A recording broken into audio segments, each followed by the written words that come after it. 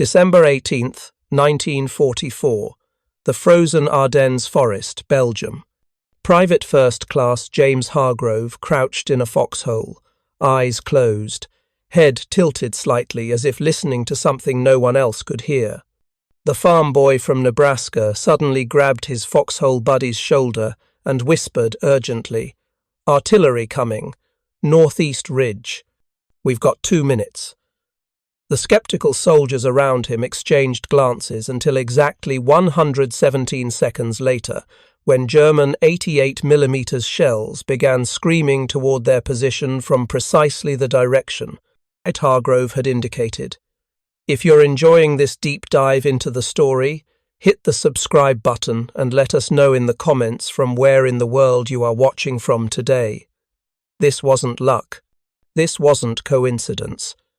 What Private Hargrove demonstrated that frigid morning would save hundreds of American lives during the Battle of the Bulge and challenge every military intelligence assumption about early warning capabilities. His uncanny ability to predict incoming artillery before any technological detection system could identify it would become one of the most extraordinary yet least documented phenomena of World War II. The seeds of Hargrove's remarkable talent had been planted 20 years earlier on a small family farm outside Lincoln, Nebraska. Born in 1924 to third-generation farmers, young James spent his childhood surrounded by animals. While other children played with toys, he observed the subtle behaviors of livestock and wildlife with an intensity that bordered on obsession. By age 7, he could predict approaching storms 30 minutes before the family's radio issued warnings, simply by watching the chickens' movement patterns. His father, initially skeptical, began relying on his son's forecasts to determine when to bring in the harvest or move livestock to shelter. "Animals hear things we don't," James's grandmother would tell him. "They feel things our bodies have forgotten how to feel." The old woman, part Pawnee by ancestry, encouraged the boy to develop what she called his listening beyond listening. Each morning, she had him sit motionless in the fields for 30 minutes, eyes closed, paying attention to sensations most humans filter out. This daily practice continued for years, becoming as natural to James as breathing. When America entered World War II in 1941, 17-year-old James tried enlisting immediately but was turned away. On his 18th birthday, he joined the army and was assigned to the 28th Infantry Division after basic training. His exceptional marksmanship, developed through years of hunting to supplement the family's Depression-era diet, earned him a place as a rifleman, despite his slight build. Nothing in his service record suggested the extraordinary capabilities that would later emerge. During training exercises in England, Hargrove's platoon leader first noticed something unusual. During a live fire exercise, Hargrove suddenly pulled 2 fellow soldiers into a drainage ditch seconds before a mortar round fell short of its target, impacting exactly where they had been standing. When questioned, Hargrove couldn't explain his actions beyond saying, "Something felt wrong in the air, like before a tornado comes." Military officials dismissed the incident as lucky intuition. The scientific understanding of human sensory perception in the 1940s didn't allow for capabilities beyond the 5 recognized senses. The concept of humans detecting infrasound low-frequency vibrations below 20 Hz that remain inaudible to conscious hearing but can be physically felt wouldn't be thoroughly researched for decades. Yet this was precisely what Hargrove had developed through years of meditative listening on the Nebraska plains. The true test of his abilities came during the Allied push through France in the summer of 1944. Near Saint-Lô, Hargrove's company was advancing through hedgerow country when he suddenly ordered everyone in his squad to drop. 15 seconds later, German 105mm artillery shells impacted 100 yards ahead, exactly where they would have been had they continued their advance. When his sergeant demanded an explanation, Hargrove struggled to articulate what he'd sensed. "It's like the ground shivers before the shells come," he attempted to explain. "Not shaking you can feel normally, more like how pond water ripples when something heavy moves nearby, but in the earth and air. I feel it in my chest and behind my ears." The sergeant, a pragmatic man from Detroit, would have dismissed such talk as superstition had he not witnessed the result himself. Word of Hargrove's unusual talent spread through the company. Some soldiers scoffed, calling it coincidence, or claiming Hargrove had simply heard distant firing. Others, particularly those who had grown up in rural environments, recognized something familiar in his descriptions. A farm boy from Georgia mentioned how his grandfather could feel approaching thunderstorms in his joints long before clouds appeared. A hunter from Montana described how his father could sense approaching elk through subtle air pressure changes. Lieutenant Colonel Robert Patterson, the battalion's executive officer, caught wind of these stories after Hargrove predicted a third artillery barrage near Carentan. Patterson had studied physics at Princeton before the war and approached the phenomenon with scientific curiosity rather than dismissal.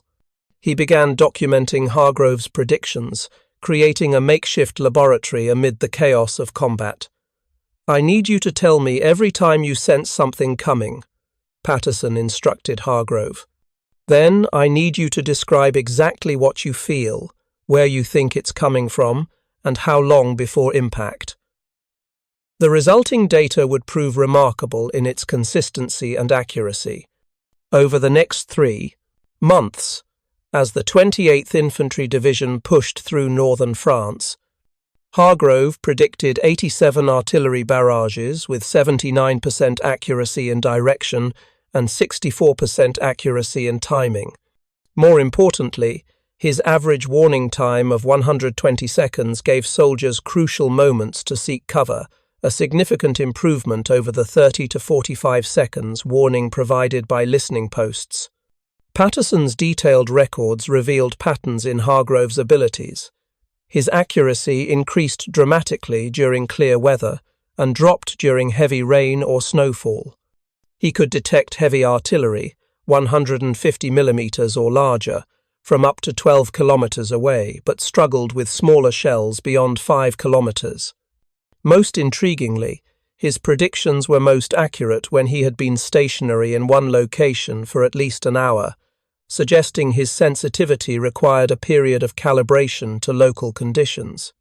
The scientific explanation, which wouldn't be fully understood until decades later, involved a combination of infrasound detection and subtle seismic sensitivity. When artillery fires, it creates low-frequency sound waves that travel much farther than audible sound. Simultaneously, the massive shells create minor ground vibrations as they travel through the air, disturbing the earth below in patterns distinct from other military movements.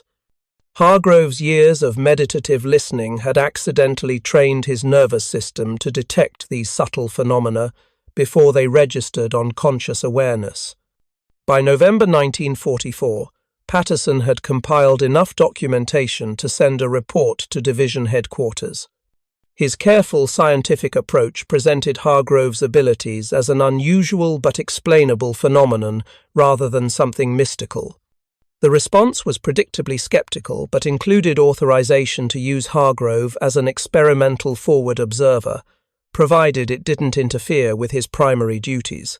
What transformed Hargrove from a curiosity to a tactical asset was the German offensive in the Ardennes that began on December 16, 1944.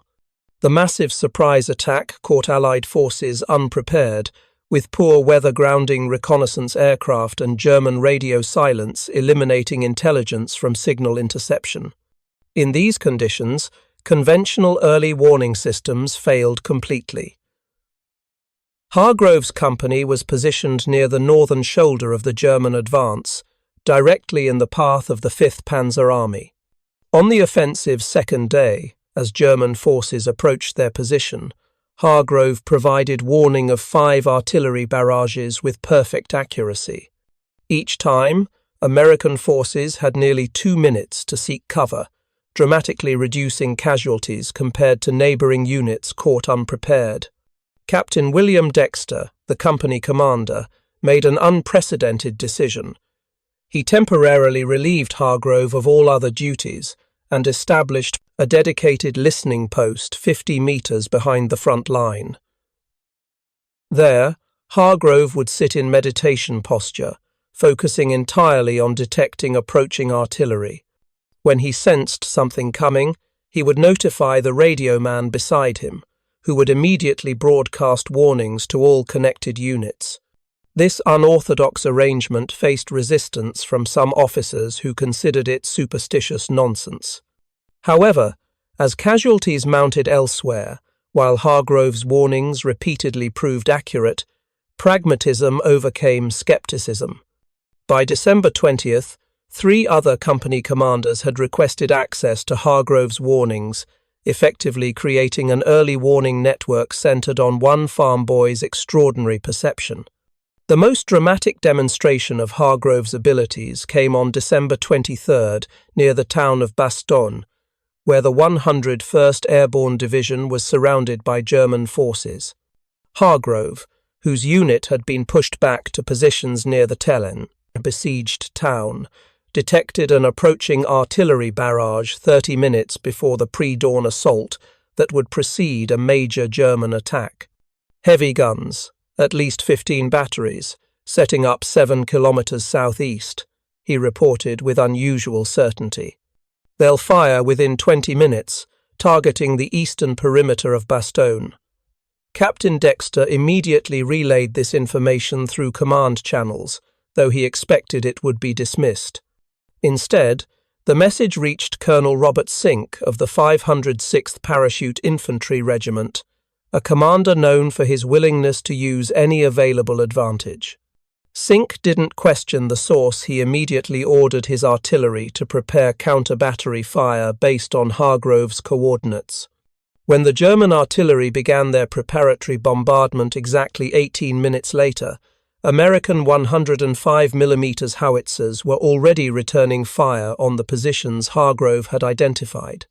The resulting disruption of the German artillery prevented them from delivering effective preparatory fire, which contributed significantly to the failure of the subsequent ground assault.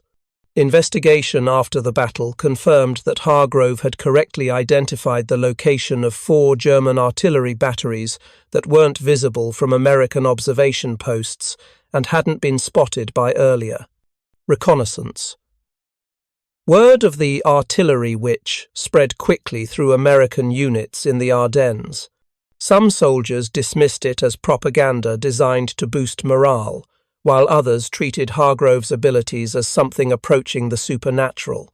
The truth, as Lieutenant Colonel Patterson continued to document, was firmly rooted in extraordinary but explainable human perception.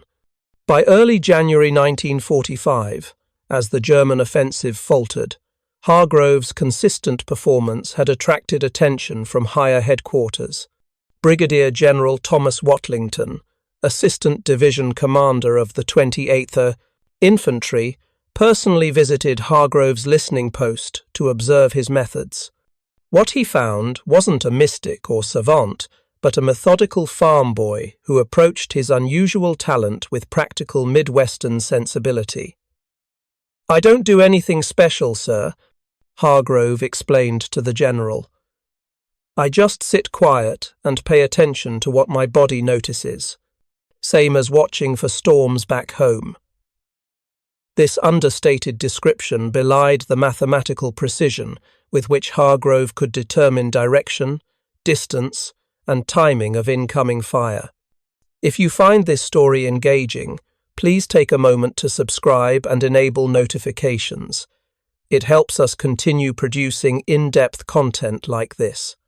General Watlington, impressed by both the results and Patterson's meticulous documentation, authorized the creation of an experimental early warning section with Hargrove as its centerpiece. 4 additional soldiers with rural backgrounds were selected for training in Hargrove's techniques, while none would develop his level of sensitivity. 2 showed promising results after several weeks of practice. The formal military recognition of Hargrove's abilities represented a significant departure from established doctrine.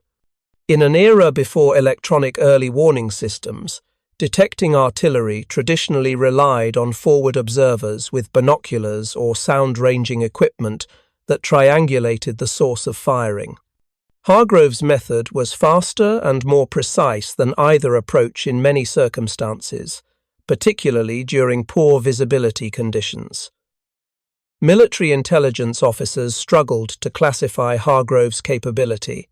Some proposed it represented an enhanced form of hearing, while others suggested he was unconsciously detecting vibrations through his skeletal structure. A report from a medical officer proposed that Hargrove possessed unusually sensitive vestibular organs, the inner ear structures that regulate balance and spatial orientation, allowing him to detect minute air, pressure changes caused by distant artillery fire. Whatever the mechanism, the practical results were undeniable. Between December 1944 and March 1945, Hargrove's warnings demonstrably saved hundreds of American lives. Units with access to his early warning network suffered 42% fewer artillery-related casualties than comparable units without such warnings. As the Allied forces pushed into Germany in the spring of 1945, Hargrove's role evolved. German artillery became less of a threat as Luftwaffe air support dwindled and supply shortages limited their firing. However, his sensory abilities proved valuable in an unexpected context, detecting approaching armor. Hargrove discovered he could sense the distinctive ground vibrations of Tiger and Panther tanks at distances up to 3 kilometers well before they were visible or audible by conventional means. This capability proved crucial during the Allied advance across the Rhine, when German forces frequently launched local counterattacks with concealed armor.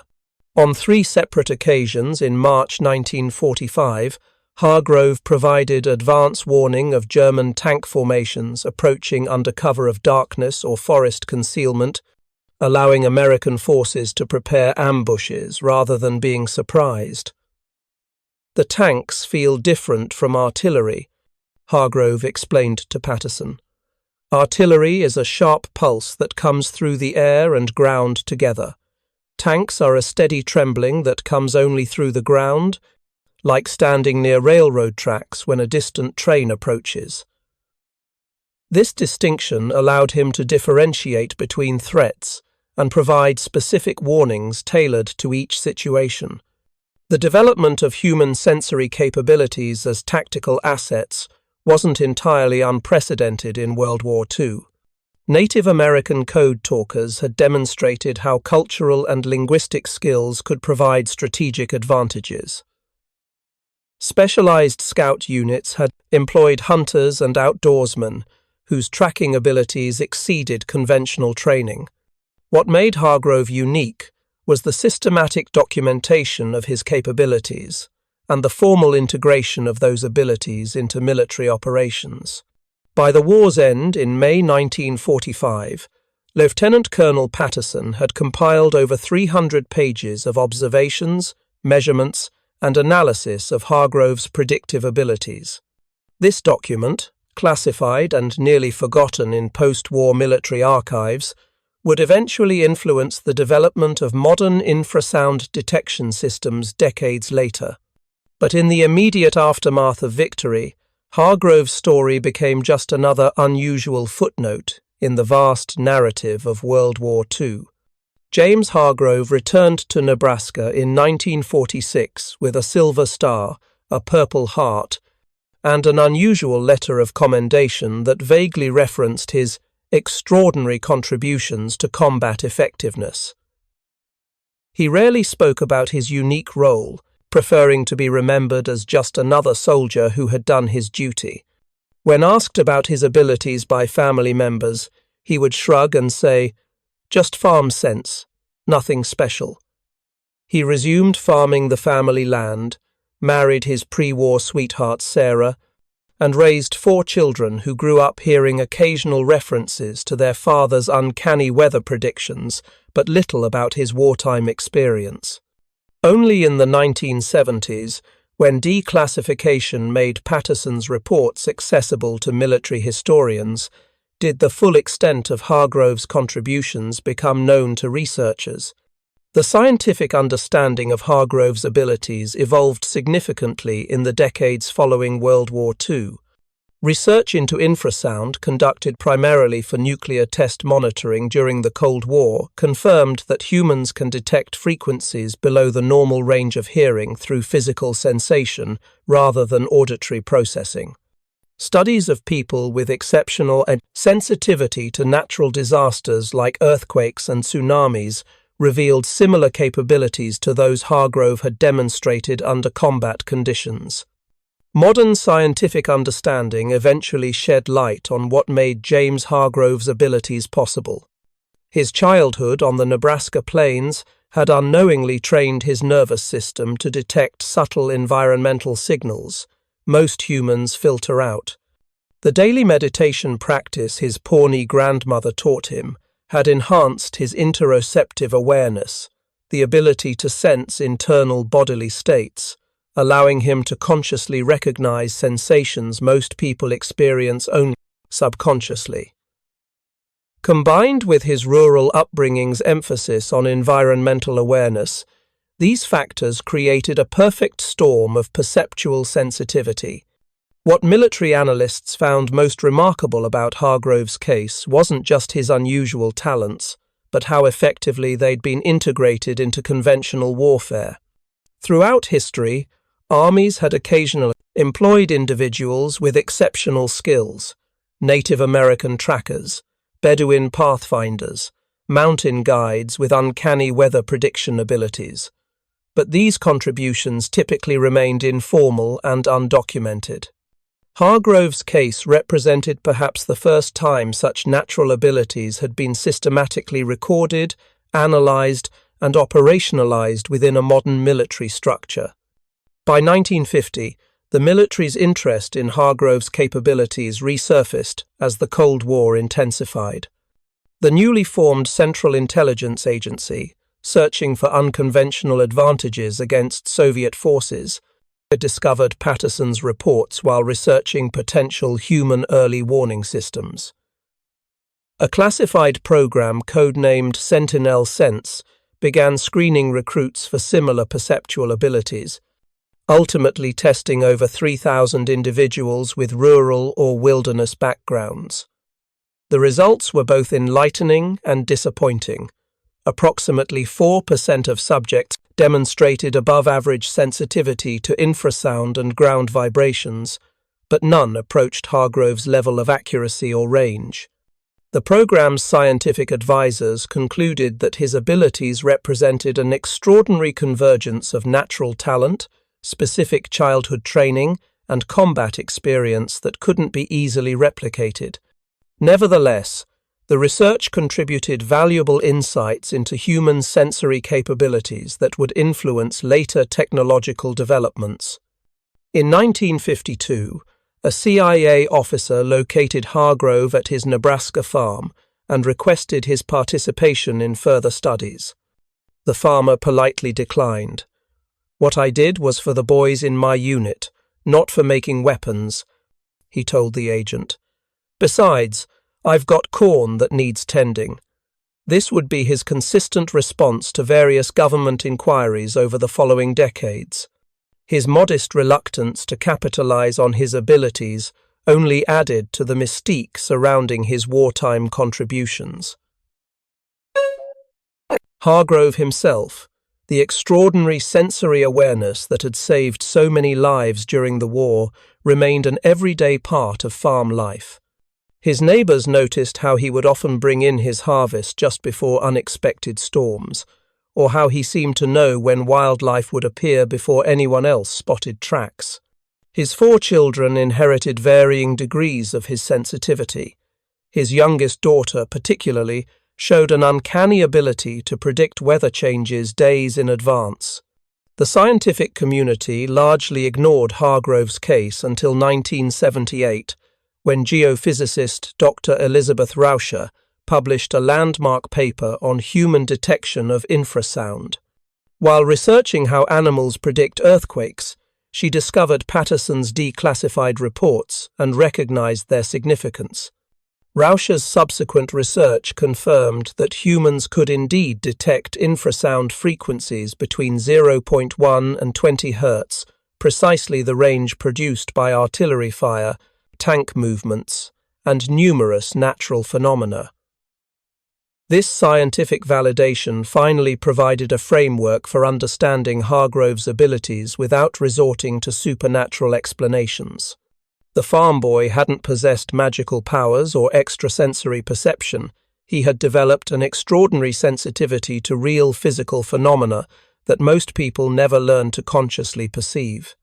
This revelation transformed his story from a wartime curiosity into an important case study in human perceptual capabilities. In 1980, nearly 4 decades after his wartime service, Hargrove finally agreed to participate in controlled scientific testing at the University of Nebraska. Over 2 weeks of experiments, researchers confirmed his ability to detect infrasound signals at thresholds significantly below average human sensitivity. More impressively, he could determine the direction and approximate distance of infrasound sources with remarkable accuracy, particularly when the signals resembled artillery or heavy vehicles. It's like asking someone to explain how they know which direction a sound is coming from, Hargrove told researchers. You just know, except this isn't quite hearing, it's feeling with your whole body. This description aligned perfectly with modern scientific understanding of how infrasound is perceived primarily through the chest cavity, skin surface, and inner ear, rather than conventional auditory pathways. The testing revealed something else remarkable. At 56 years old, Hargrove's abilities remained largely intact. While his range had diminished somewhat compared to Patterson's wartime measurements, his accuracy within that range had actually improved. This contradicted the prevailing assumption that such perceptual abilities would deteriorate significantly with age, suggesting instead that they functioned more like skills that could be maintained through regular practice. Hargrove's continuing connection with his wartime experience came full circle in 1982, when he received an unexpected letter from Germany. A former Wehrmacht artillery officer named Heinrich Müller had read about Hargrove in a military history journal and recognized the dates and locations described. I commanded Battery D of the 344th Artillery Regiment during the Ardennes offensive, Müller wrote. On December 23, 1944, we were preparing to fire on American positions when we were struck by devastatingly accurate counter-battery fire that destroyed 3 of my guns before we could complete our mission. For 40 years, I have wondered how the Americans knew exactly where we were. Now I understand it was because of you. The letter led to an extraordinary correspondence between former enemies. Müller had lost his right arm to American artillery that day, but had survived and become a mathematics professor after the war. The two men exchanged dozens of letters discussing not only their shared battlefield experience, but also their subsequent lives and philosophies. In 1985, they finally met in person when Hargrove travelled to Germany for a World War II historical conference. The photograph of them shaking hands, the Nebraska farmer and the one-armed German professor, became an iconic image of post-war reconciliation. This personal connection highlighted the human dimension of Hargrove's story that military analyses often overlooked. Each artillery barrage he predicted represented not just incoming shells but human beings on both sides of the conflict, German crews following orders, and American soldiers desperately seeking cover. His warnings had saved American lives, but the counter-battery fire they enabled had undoubtedly killed German artillerymen. This moral complexity haunted Hargrove throughout his life, emerging occasionally in rare interviews. "War isn't just about who you save," he told a historian in 1990. "It's also about who dies because of what you do. I never saw the men on the other end of those artillery pieces, but I knew they were there. They were farm boys like me, most of them just wearing different uniforms." This perspective reflected the mature wisdom of a man who understood that his gift had been both a blessing and a burden, saving lives while participating in taking others.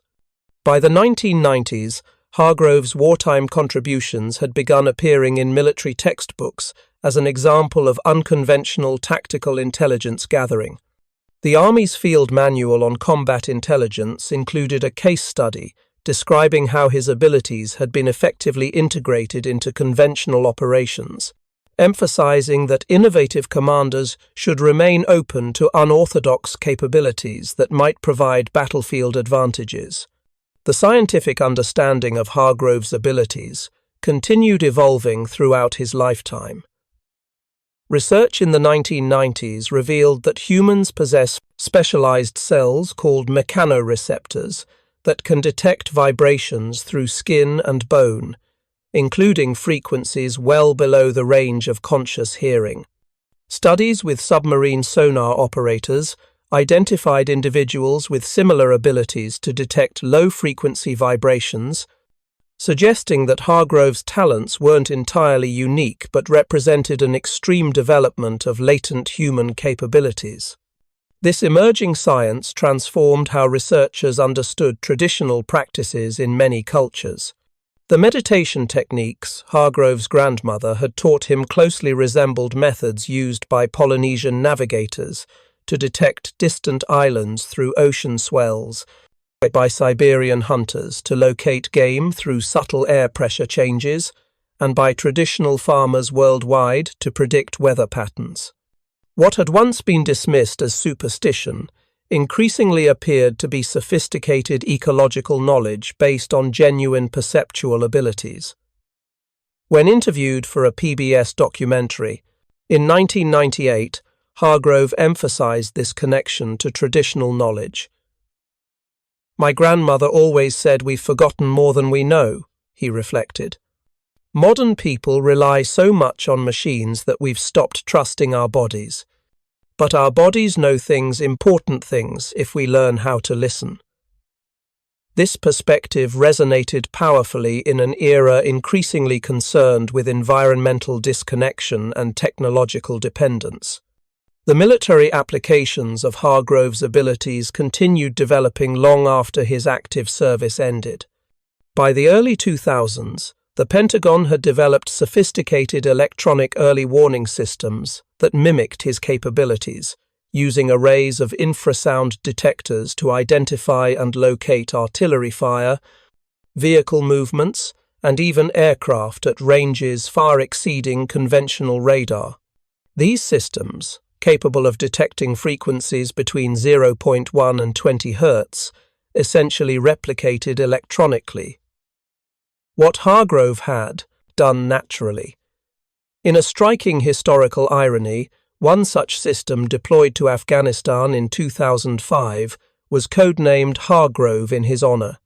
The system used sensitive microbarometers to detect the infrasound signatures of insurgent mortar and rocket launches, providing crucial warning time for troops to seek cover. Military engineers who designed the system had studied Patterson's reports extensively, effectively translating Hargrove's perceptual abilities into algorithms and sensor configurations. James Hargrove passed away peacefully on his Nebraska farm in 2008, having lived to see his once-dismissed abilities validated by science and technology. His obituary in the local paper mentioned his Purple Heart and Silver Star, but said nothing about his unique wartime role, honoring his lifelong preference for privacy.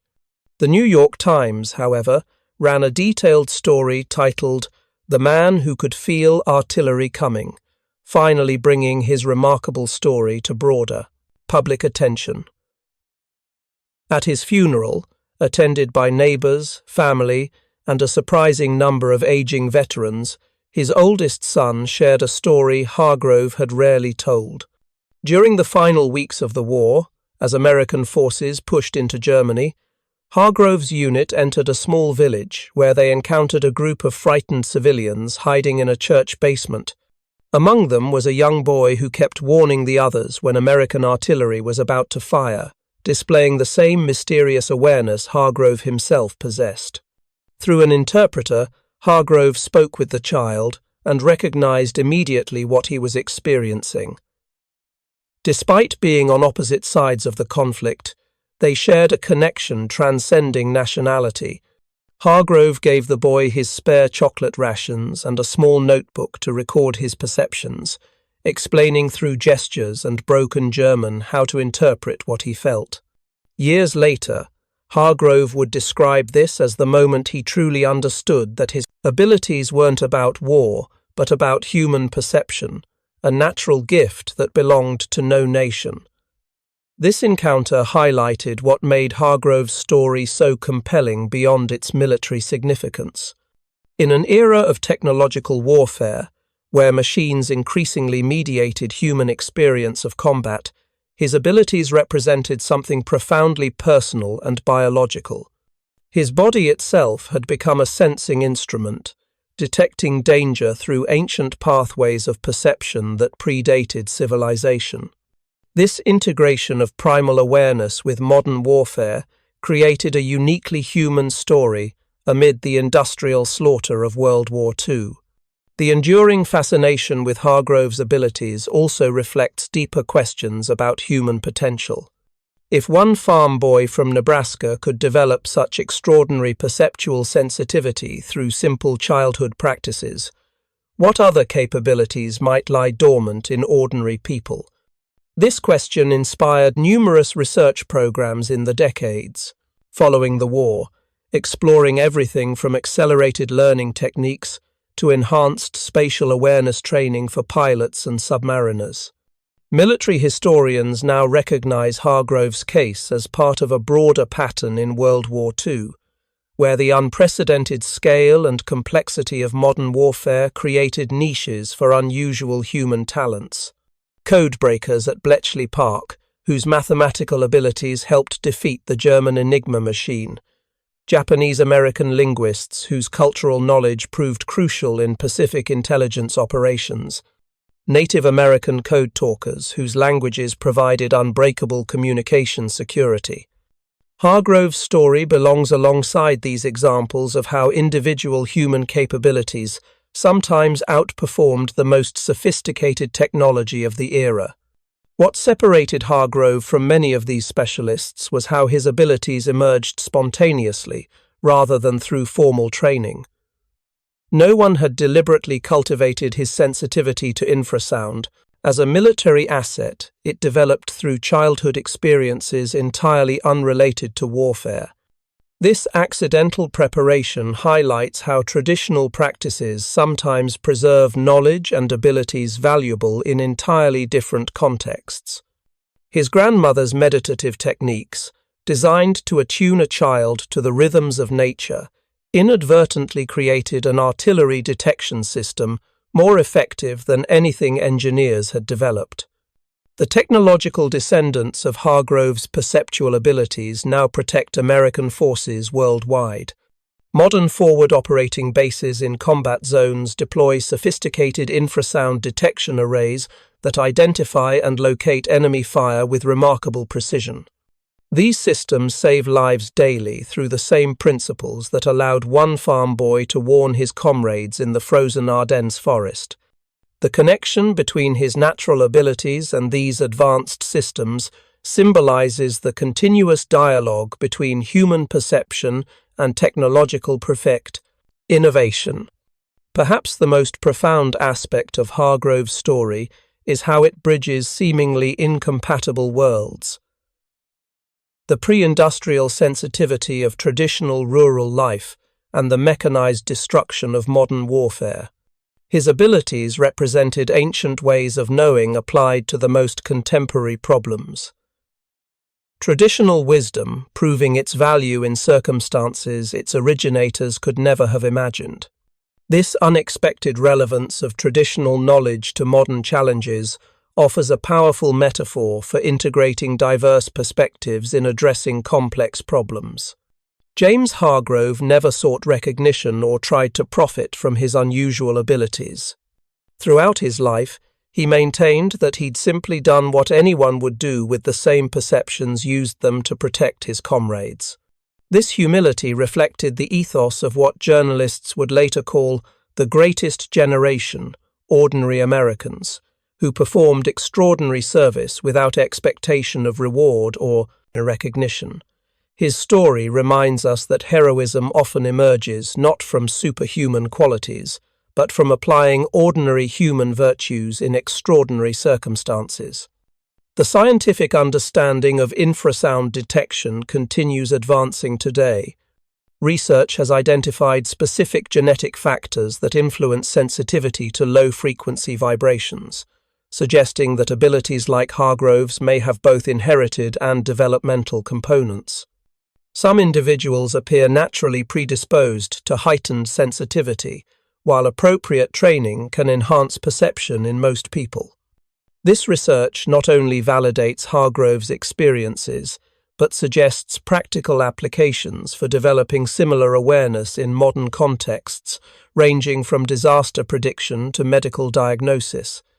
In 2015, the Nebraska State Historical Society established a small exhibit dedicated to Hargrove's contributions, featuring Patterson's original field notes alongside modern scientific explanations of infrasound perception. The exhibit includes an interactive component that allows visitors to feel simulated artillery vibrations similar to what Hargrove detected, helping them understand that his abilities weren't mystical, but represented enhanced perception of real physical phenomena. This educational approach transforms what might have been portrayed as a curiosity into an opportunity for scientific learning. The full impact of Hargrove's contributions during the Battle of the Bulge remains difficult to quantify precisely. Military historians estimate that his warnings directly saved between 300 and 500 American lives during the German offensive, with additional benefits continuing throughout the final months of the European campaign. Beyond these numbers, his example inspired more systematic approaches to utilizing unusual human capabilities in military operations, creating institutional openness to unconventional assets that continues influencing modern special operations. What remains most remarkable about James Hargrove wasn't just what he could do, but how he understood his abilities. Throughout his life, he maintained that anyone could develop similar sensitivity through the right practice and attention. "It's not about having special powers," he insisted in his final interview. "It's about stopping long enough to notice what your body already knows." This democratic view of extraordinary perception suggests possibilities for reconnection with our sensory capabilities that modern life often suppresses, an invitation to reclaim awareness that belongs to everyone. The farm boy who could feel artillery coming represents something timeless amid the technological acceleration of modern warfare, a reminder that the most sophisticated human instrument remains the human itself. In an age increasingly dominated by artificial sensors and computerized analysis, Hargrove's story suggests the continuing relevance of cultivated natural awareness. Sometimes the most effective solution isn't a new device, but a human capability we've forgotten how to access. Thank you for watching. For more detailed historical breakdowns, check out the other videos on your screen now, and don't forget to subscribe.